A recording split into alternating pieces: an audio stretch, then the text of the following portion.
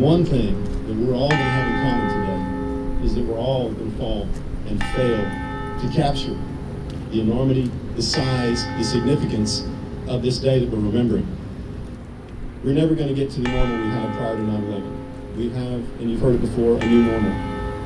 Obviously, I want to respect those that gave their lives and the lives that were lost on 9/11.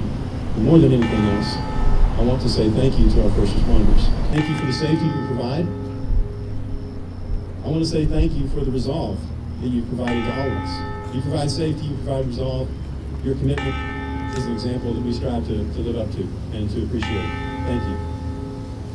Each and every time this proclamation is shared, when we come together, there's a particular number that always stays in our mind, and that number has always been 9/11, 911. This morning, I would ask that you continue to remember that and continue to remember this day, continue to remember those we lost.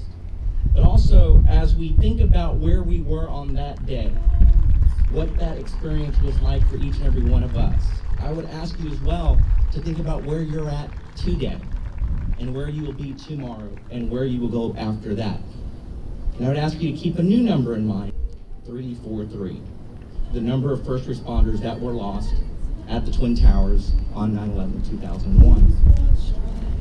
The fire department throughout the country, and including San Marcos Fire Department, has gone ahead and moved forward in including that number 343 on the back of a number of the different apparatus vehicles that we have within our fleet.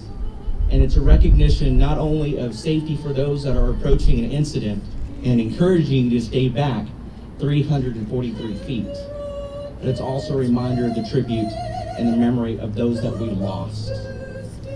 So as you're driving around this afternoon or later today or tomorrow, when you see that number on the back of any of our emergency vehicles, 343, let that remind you of why we are even here today.